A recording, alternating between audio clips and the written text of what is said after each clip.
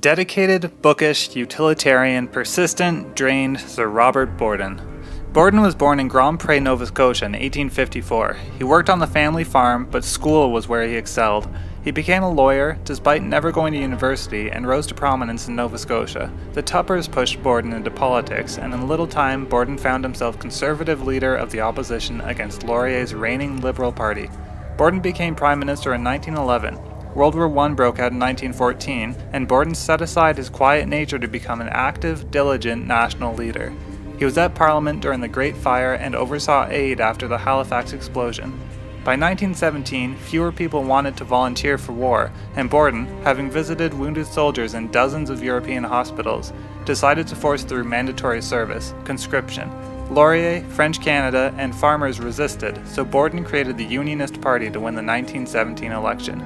Female relatives of soldiers got the right to vote, but recent immigrants from enemy nations lost the right to vote. Borden fought British leadership to ensure Canada had a larger voice during and after the war, advancing the cause of Canadian and colonial independence. Borden retired as PM in 1920 and he died in 1937.